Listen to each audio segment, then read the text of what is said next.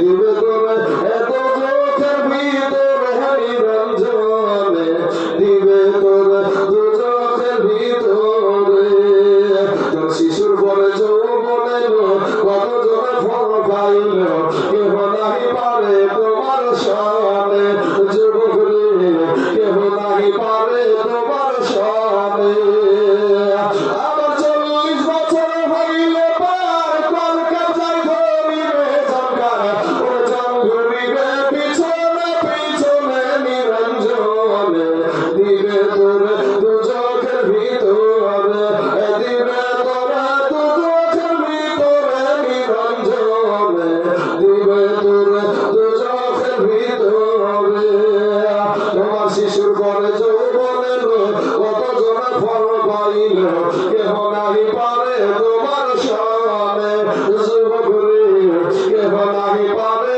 তোমার শানে আমার 40 বছর হইলে পার কলকাতায় ধরিবে জঙ্গার ইচ্ছা ঘুরিবে পিছনে পিছনে নিরঞ্জনে দিবে তোরে দু চোখের ভিতরে দিবে তোরে দু চোখের ভিতরে নিরঞ্জনে দিবে তোরে দু চোখের ভিতরে তোমার বয়স যখন পড়বে ভাটি সঙ্গী হবে বাসের লাঠি আছে না গো হ্যাঁ ও তোমার বয়স যখন পড়বে ভাটি সঙ্গী হবে বাসের লাঠি কিছু কিছু কৌশল বাজে কানে যুবক রে কিছু কিছু কৌশল বাজে কানে তোমার বল কমিবে হাতে পাই পেশারে মাথা ঘোরায় ওরে ছোট অক্ষর দেখিবি না নয়নে নিরঞ্জনে দিবে তোরে দু চোখের ভিতরে দিবে তোরে দু চোখের ভিতরে নিরঞ্জনে দিবে তোরে দু চোখের ভিতরে তোমার বয়স যখন পড়বে ভাটি এ সঙ্গী হবে বাসের লাঠি কিছু কিছু কৌশল বাজে কানে মুসলমান কিছু কিছু কৌশল বাজে কানে তোমার বল কমিবে হাতে পাই পেশারে মাথা ঘোরায় আছে না গো হ্যাঁ ওরে বল কমিবে হাতে পাই পেশারে মাথা ঘোরায় ছোট অক্ষর দেখিবি না নয়নে নিরঞ্জনে দিবে তোরে দু চোখের ভিতরে দিবে তোরে দু চোখের ভিতরে নিরঞ্জনে দিবে তোরে দু চোখের ভিতরে এই খাজা মাইনুদ্দিন চিশতি রহমতুল্লাহ আলাইহি বাবা গো যখন ভারতের জমিনে পা রাখলেন এই ইন্ডিয়ার জমিনে যখন পা রাখলেন তখন বাবা রে একটা নয় দুটো নয় 80 থেকে 90 লক্ষ বিধর্মীকে কালেমা পড়ে মুসলমান বানিয়েছিল জুড়ে বলেন সুবহানাল্লাহ এ বাবারা 80 থেকে 90 লক্ষ বিধর্মীকে যখন কালেমা পড়ে মুসলমান বানিয়েছিল এরপরে যখন মা জননীর কাছে হাজির হয়েছে মায়ের কাছে গিয়ে এবার মনটা বড় আনন্দিত মুখটা বড় খুশি দেখা যাচ্ছে রে বাবা ইন্দিন টাইমে যখন খুশি দেখা যাচ্ছে মা জননী বলছে বেটা রে তোমাকে এত আনন্দিত দেখা যায় কেন এত তোমাকে খুশি দেখা যায় কেন তোমার মনটা এত আনন্দিত কি কারণে আমার খাজা মাইনুদ্দিন চিশতি রহমতুল্লাহ আলাইহি বলছে মা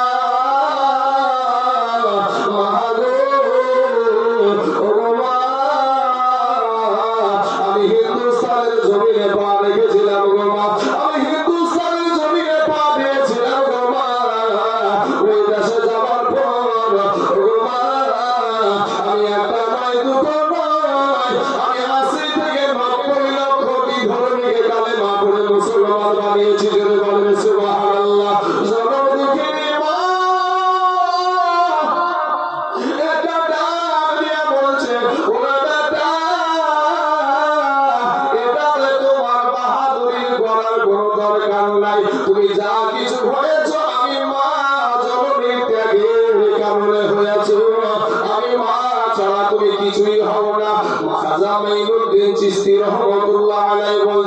কি এরকম কথা বলছো মা? আমি এত কষ্ট করে ভারতের জমিনে কালেমার দাওয়াত দিলাম, এত কষ্ট করে আমি কালেমার দাওয়াত দিয়েছি, ইসলাম ধর্মের দাওয়াত দিয়েছি, আর আমি তোমার ত্যাগের কারণে নাকি এটা হয়েছে। কিরকম কথা? তুমি আমার জন্য কি ত্যাগ করেছো গো মা? এবার মা বলছে বেটা মুইনুদ্দিন,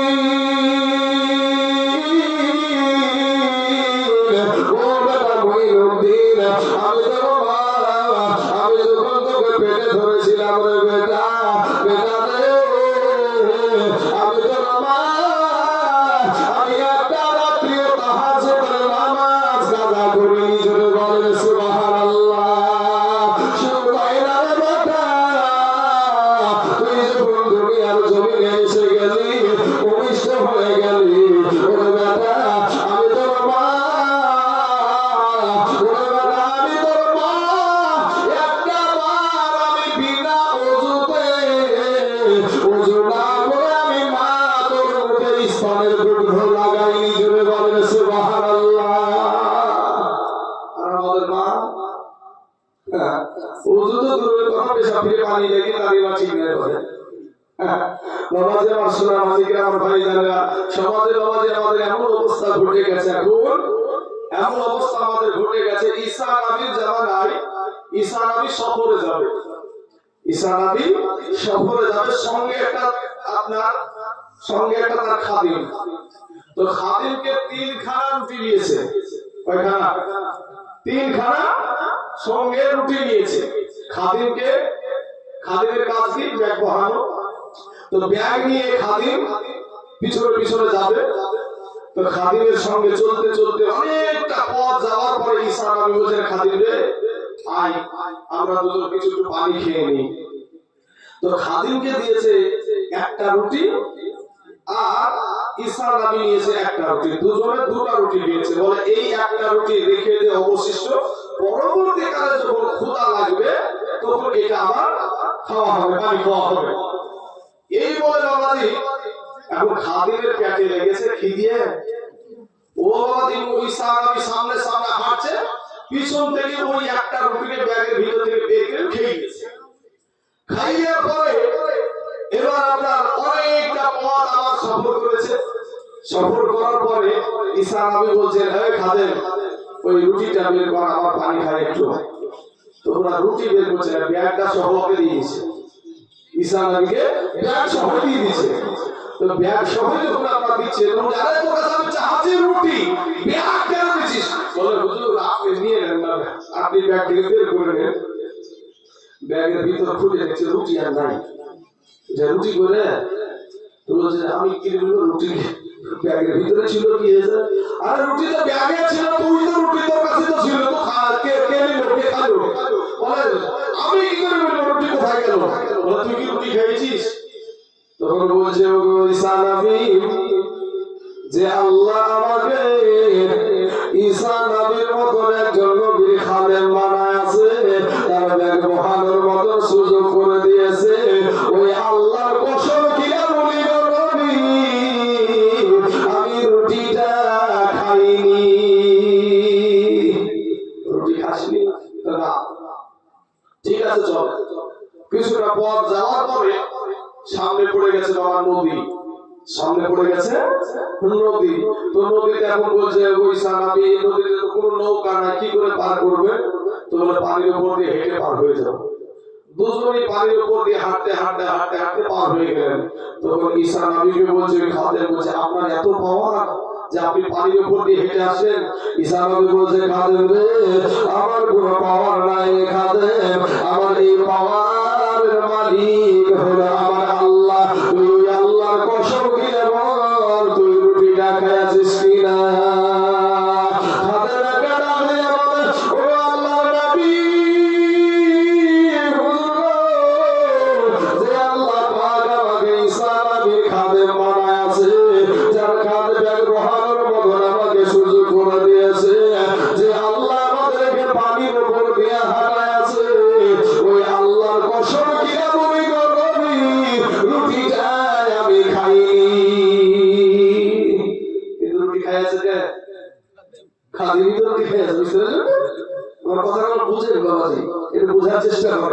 তো আমাদের সমাজে যে হালাত চলছে দেখেন মিল হচ্ছে কিনা।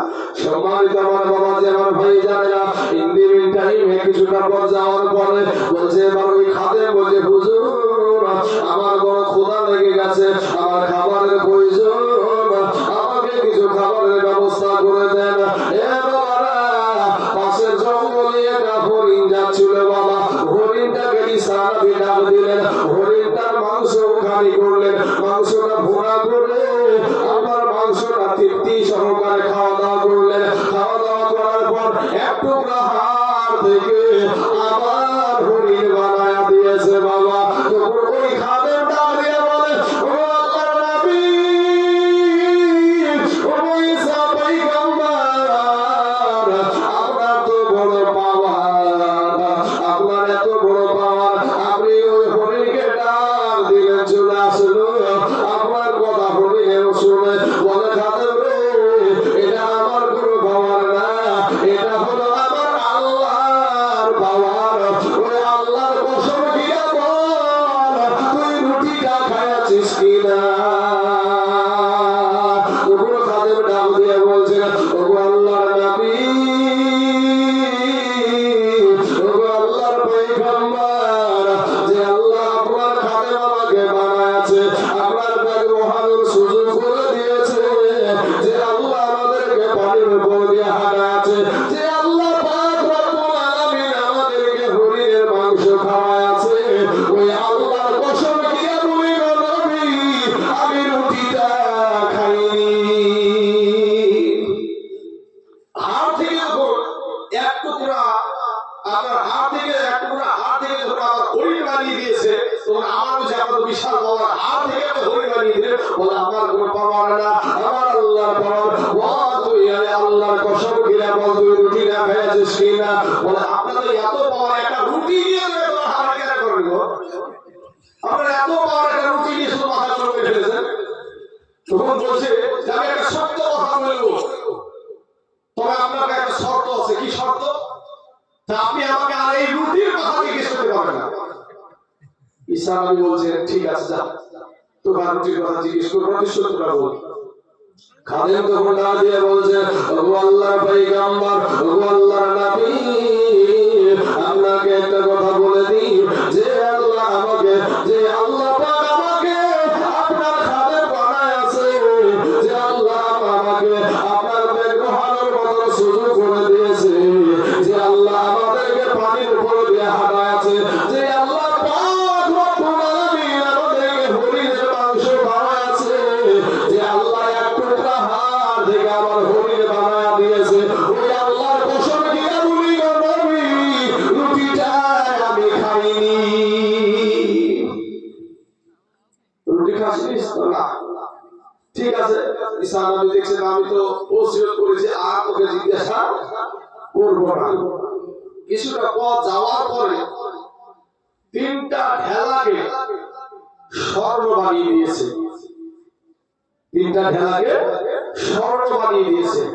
তখন বলছে আপনার তো বিশাল বড়, আপনি মাটির ঢেলাকে স্বর্ণ বানিয়ে দিয়েছেন। বলে যে আমার পাওয়ার না, আমার আল্লাহর পাওয়ার। তো তিনটে ঢেলা আপনি কার কার জন্য বানাবেন? আমরা তো দুজন মানুষ। বলে একটা স্বর্ণ হলো আমার, একটা হলো তোর, আর একটা হলো রুটি চোরের। একটা রুটি হলো, একটা স্বর্ণ হলো রুটি চোরের। তখন মাথা চুলকাচ্ছে, বলছে হুজুর একটা সত্য কথা বলবো। তো কি বল? ডাক দিয়ে বলছে ওগো আল্লাহর নবী, দিলখানা একটু নরম করে আমার কথাগুলো শুনেন।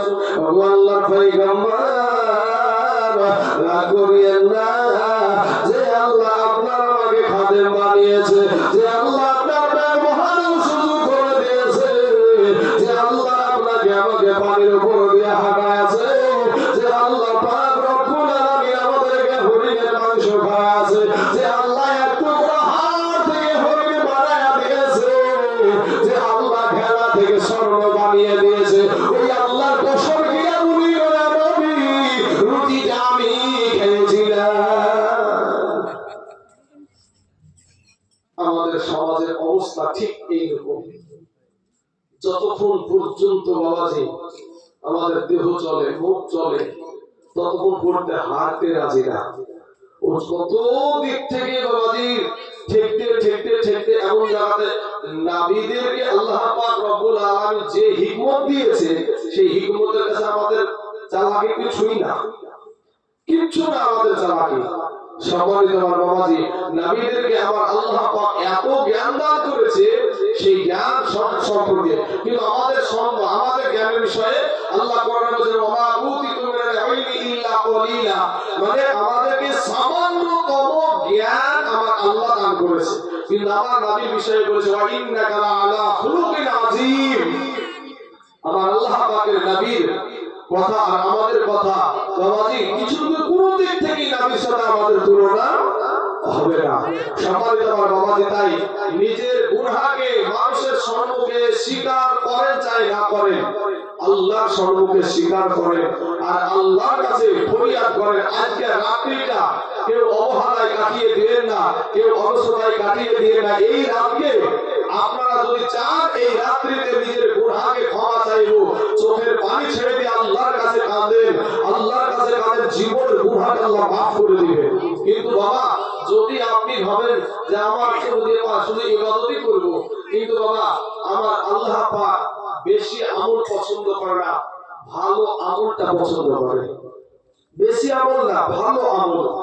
আল্লাহর কাছে আল্লাহর গোলাম হয়ে যখন আপনি নামাজ পড়বেন, তখন আমার আল্লাহ পাক রব্বুল আলামিন তার বান্দার নিয়াতের খবর আমার আল্লাহ জানে। কেউ যেটা জানে না সেটা জানে আমার আল্লাহ, কেউ যেটা দেখে না সেটাও দেখে আমার আল্লাহ। তো সেই আল্লাহর কাছে আমরা সকলেই হাজির। সম্মানিত আমার বাবাজি, আমার ভাই, আমি আপনাদেরকে বলবো যে আজকে রাত্রিতে আপনি নামাজ কাজে পড়বেন, এই নামাজটা কিভাবে পড়বেন। যদি আপনি মনে করেন যে এই রাত্রির নামাজটা আমি ফাতিহা সূরা একবার পড়লেন, 2 রাকাতের নিয়াত করবেন, 2 রাকাতের নিয়াত করবেন। নিয়াত করার পরে দোয়া সানা পড়বেন, সুবহানাকাল্লাহুম্মা ওয়া বিহামদিকা ওয়া তাবারাকা ইসমুকা ওয়া তাআলা জাদ্দুকা ওয়া লা ইলাহা গায়রুকা। তারপরে আউযু বিল্লাহি মিনাশ শাইতানির রাজিম, বিসমিল্লাহির রহমানির রহিম। এরপরে ফাতিহা সূরা তেলাওয়াত করবেন। যখন ফাতিহা সূরা তেলাওয়াত করার পর ওয়ালা দাল্লিন আমিন বলার পরে বিসমিল্লাহির রহমানির রহিম পড়ে সূরা ইখলাস পড়বেন 10 বার। সূরা ইখলাস পড়বেন 10 বার। আমার আল্লাহ পাক রব্বুল আলামিন এইভাবে যদি আপনি 12 রাকাত নামাজ পড়েন, এইভাবে যদি আপনি 12 রাকাত নামাজ পড়েন আর নামাজ পড়ার পরে যদি আল্লাহর কাছে আপনি ক্ষমা প্রার্থনা করেন, এই নামাজের কারণে আপনার জিন্দেগির গুনাহকে আমার আল্লাহ মাফ করে দেয়। আপনার আত্মীয় স্বজনের জন্য যখন আপনি দোয়া করবেন, সেই কবরবাসী আমার আল্লাহ এই রাত্রে ক্ষমা করে দেয়। জোরে বলেন সুবহানাল্লাহ। এই রাত্রিতে যতক্ষণ আপনি পারবেন আপনার 12 রাকাতে পড়তে হবে এরকম না, 12 রাকাতে নামাজ পড়তে হবে এরকম না, কিন্তু সমাজে চালিত হয়ে গেছে 12 রাকাত। আপনার এখন শরীরে কুলাচ্ছে, আপনি 4 রাকাত পড়ে শেষ করতে পারেন। তারপরে আপনার আরো আমল আছে যেগুলো বসে বসে হয়, শুয়ে শুয়ে হয়। সেই আমলগুলো যেমন বসে বসে আপনি কোরআন তেলাওয়াত করতে পারেন, কোরআন তেলাওয়াত করতে পারেন। এই কোরআন তেলাওয়াত সমস্ত নফল ইবাদতের চাইতে উত্তম ইবাদত হলো, উত্তম আমল হলো কোরআন তেলাওয়াত। তাহলে আপনি বসে বসে কোরআন তেলাওয়াত করতে পারেন। এই রাত্রিতে আপনি সালাতুত তাসবিহ নামাজটা পড়তে পারেন, সালাতুত তাসবিহ নামাজ পড়তে পারেন, হাজতের নামাজ পড়তে পারেন। তাহলে আমাদের থাকলো নফল না, শবে বরাতে 2 রাকাত করে নফল নিয়াত করবেন। আমি 2 রাকাত লাইলাতুল বরাতের নফল নামাজ পড়ছি, কাবা শরীফের দিকে মুখ করিয়া আল্লাহু আকবার। এতটুকুই, যদি এটুকু না বলতে পারেন, আপনার অন্তরে যদি নিয়াত করেন সেটা হয়ে যাবে। এইভাবে আপনি প্রত্যেক রাকাতে ফাতিহা সূরার সাথে 10 বার করে ইখলাস সূরা মিলিয়ে নামাজটা আদায় করবেন, এতে সওয়াব বেশি। আর যদি মনে করেন না আমার এতে অসুবিধা হবে, অনেক দেরি হয়ে যাবে, আপনি একবার ফাতিহা সূরা পড়ার পরে যে কোনো সূরা দিয়ে যদি আপনি নামাজটা পড়েন নামাজটা হয়ে যাবে। অতএব বাবাজি আমার সোনা মালিকরা, এই রাত্রিকে আপনারা অবহেলায় অলসতায় কাটিয়ে দিয়েন না, আপনারা ইবাদত করবেন।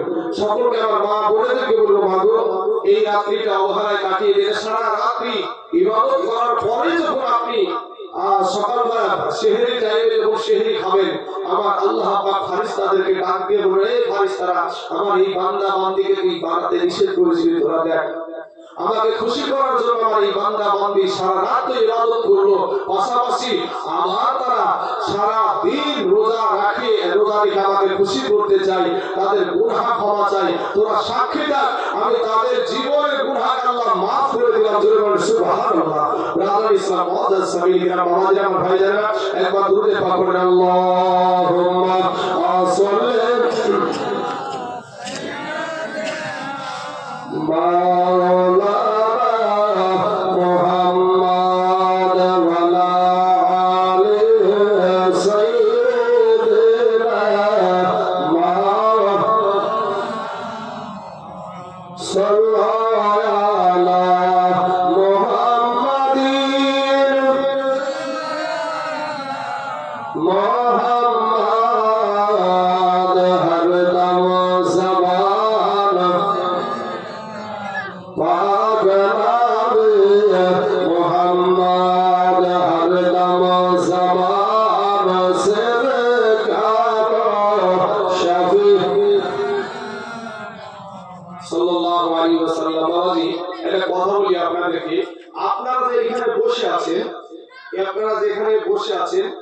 এই জায়গায় আমার নবী বলেছেন, আমার কথা না, নবীজি বলেছেন যে যেই জায়গায় কোরআন এবং হাদিসের আলোচনা হয় সেই জায়গায় আল্লাহর অগণিত রহমতের ফারিস্তা নাযিল হয়। জোরে বলেন সুবহানাল্লাহ। এই শবে বরাতের রাত্রিতে আল্লাহ রহমতের ফারিস্তারা আপনাকে আমাকে ঘেরাও করে আছে, কিন্তু বাবাজি তার মানে আপনারা খারাপ, আমরাই খারাপ, এরকম মন্তব্য করা মানুষ আছে না সমাজে? মুসলমান বাবাজি আমার ভাই জানেরা, আমি আপনাদেরকে বলবো, যারা আল্লাহকে পাওয়ার জন্য ছটফট করে, আল্লাহকে পাওয়ার জন্য যারা ছটফট করে, আমার একটা কথা ব্রেনকে আসলো, আপনাদেরকে এই আলোচনাটা শোনানোর পরে আমার বক্তব্য ইজি করে দেব। মুসলমান বাবাজি আমার ভাই জানেরা, তো আল্লাহকে পাওয়ার জন্য, নবীকে পাওয়ার জন্য, নিজের গুনাহ থেকে, কবর থেকে বাঁচার জন্য, কবর একদিন যে আপনাকে আমাকে মরতে হবে এটা আমরা সকলেই জানি যে মরতে হবে, কিন্তু মরণ থেকে আমরা সবসময় পালাচ্ছি, মরণ থেকে সব সময় আপনি পালাচ্ছেন, পালিয়ে বেড়াচ্ছেন, কিন্তু একদিন যেদিন আপনাকে ধরা একদিন পড়তে হবে। আজ থেকে 9 বছর আগে আপনাদের দেশে যখন প্রথম এসেছিলাম একটা গজল বলেছিলাম, কি যে একদিন তোমায় মরতে হবে, তুমি ভুলে যেও না, ওমর ভুলে যেও না, হবে মাটির বিছানা গো তোমার আসল ঠিকানা, হবে মাটির বিছানা গো তোমার আসল ঠিকানা।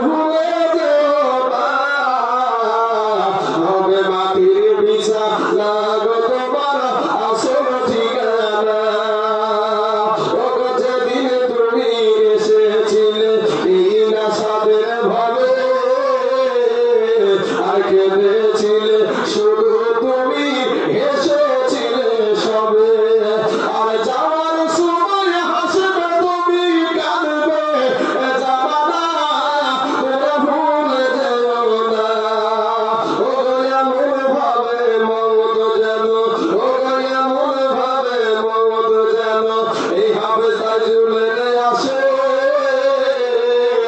আর সবাই জানো কাঁদে আর দুনিয়া জানো হাসে আর কালমা পড়ার সাথেই যেন পড়াই জান খানা তোমরা ভুলে যেও না একদিন তোমার মরতে হবে তুমি ভুলে যেও না হবে মাটির বিছানা তোমার আসল ঠিকানা